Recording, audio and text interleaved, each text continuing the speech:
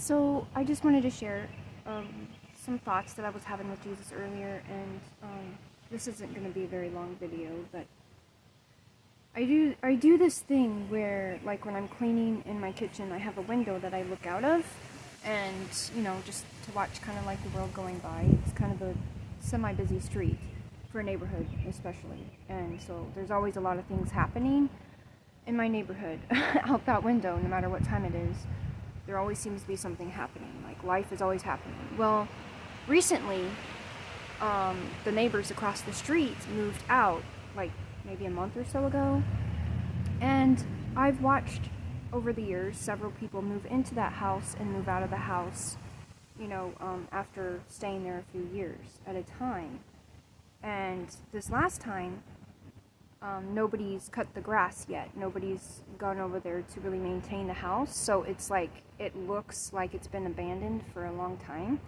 It's interesting how the earth can swallow up something, like it just kind of takes over a building when man aren't maintaining it.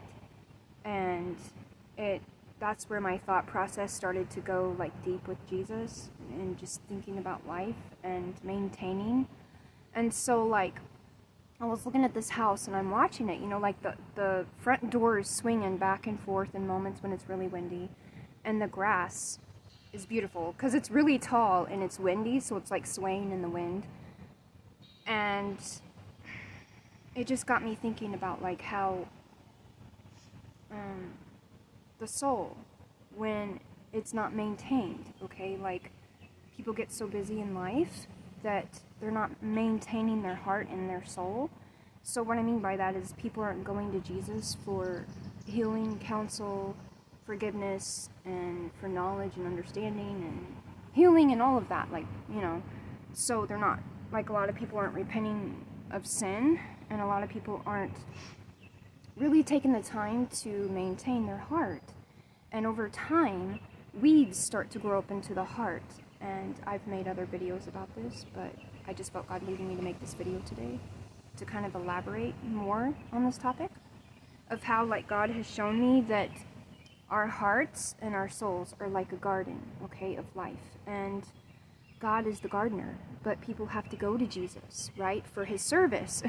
You have to go to Jesus to really even begin to understand that there are weeds in your heart that he needs to uproot, and he can only do that if you're willing to work with him. And then you become the gardener of your own heart with God, like working together over time, like in your bond, in your relationship with Jesus, in your friendship with Jesus, and in the lordship of Christ. When he becomes Lord of your life, he becomes the gardener too, but he teaches you how to uproot weeds in your own garden to maintain it. So those are kind of some of the thoughts that I was having when I was looking out this window. And it just got me to really thinking about, like, I have moved around a lot in my life. I've probably lived in maybe 30 different houses since I was a child. And just going deep in spirit here, to me personally, when I've had all these different bedrooms as, like, a child, the house becomes its own person to me, because it's like holding all of these souls and these memories inside this house. It's like it helps to build the foundation inside this family, like it's holding this family. A lot happens within the four walls of a house, and I just see it as a deep, beautiful, like, metaphor, kind of in such a way of, like, how these bodies are temporary, and it's like a shell that our souls are living in. And it's our job to maintain our heart and our soul by going to Jesus for understanding and for growth, okay? So, like, I see the house as a metaphor in that way, because I've seen, like I said earlier, I've seen my neighbors, like, people move in and out of that house, that same house. And it's interesting to me, the different, family dynamics that have lived there, and the different lessons that God would have wanted these families to learn in this house. And the house just reminded me of, like, when we shed this body, it dies, and our soul goes to be with God. Well, God tells a story in everybody's life. regardless of people having this understanding or not, you have an important story to tell, your own story to tell, that only you can tell, that God would want to use you mightily for, to tell your story, because it's important, because you're just as important as anybody. And so, like, what I saw about this house was how it's got its own story to tell. And everybody has their own story. Well, as I was saying, when I grew up, houses that I lived in became their own people in a way. They became a part of me. They were like my bedroom was important to me, because it's where I went to go and talk to God. It's where I went to cry. It's where I went to go, like, spend my days, sleep at night, play in my room, and I would have all these deep thoughts with Jesus. And so every time I had to say goodbye to a bedroom and move to another house, I actually did cry, and I didn't really share this with anybody in my family. It's just, I thought that everybody went through this. I don't know. It's something that I went through, because it became a part of me. And because my bedroom witnessed my heartache and my pain and also my joy. So regardless of how long I was there, from several months to a couple years or a year at a time, or even less than a year, every house is important to me. And I see houses in that same way, like when it's abandoned, like an abandoned house. I know that if families have lived there, that God used that house mightily to build a foundation underneath these people, to become that comfort and refuge place where families could bond and lean upon each other and learn from one another and just really grow in life.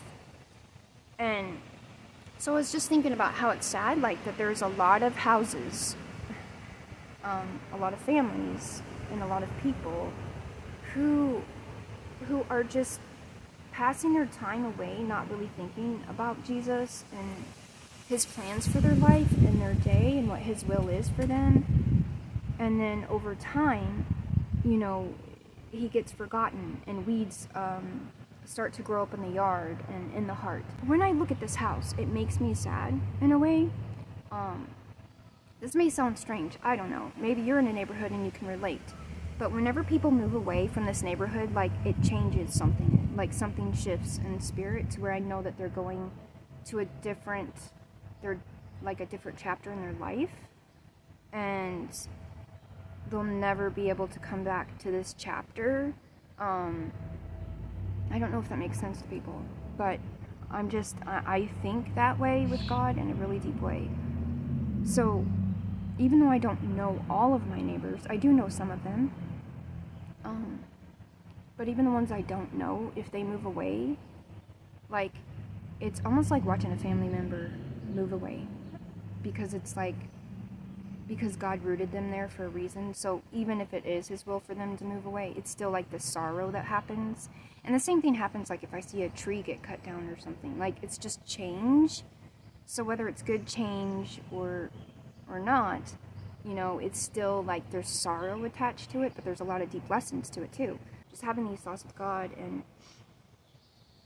sad that there's a lot of people who don't know how important they mean, like, their whole existence means to this world and to God and to the people around you, and just how precious and unique everyone is.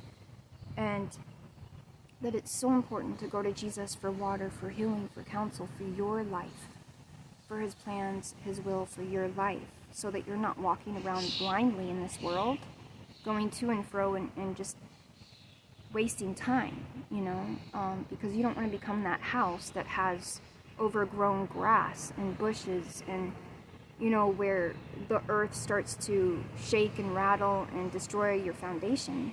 But you can only become strengthened in the foundation of Jesus Christ by getting to know him and love him and serve him and obey him and seeking him wholeheartedly for your life every single day. He becomes the foundation of his people.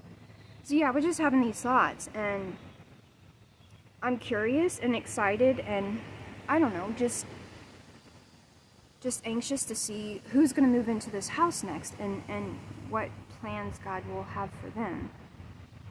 So yeah, I was just having these thoughts, and I thought that it was something in spirit that I felt led to share with you guys. I love sitting outside, you know, like when I'm alone, when my husband is working and I'm just here with God. I have these deep talks with him, and I just know when he tells me he wants a video made, so that's what I'm doing.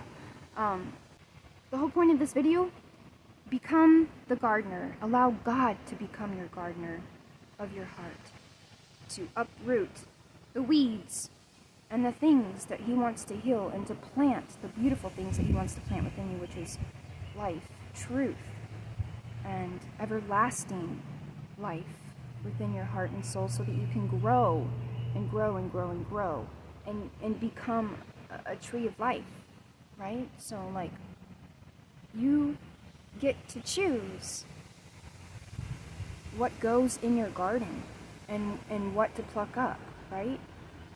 And what to weed out. And you can choose to become a tree of life if you spend time talking to Jesus and asking him for counsel about your entire life. Ask him about your childhood. Ask him about the ones that you love around you, and just however he would want you to serve people. And ask him how, like, to show you things about your heart that he wants to help you grow in and to change. And it's such a beautiful process, you guys. It's not always easy. It's not. Because this flesh is constantly fighting against the spirit, and it takes work. It takes discipline. That's why God's people are disciples, because they take the discipline of the Lord.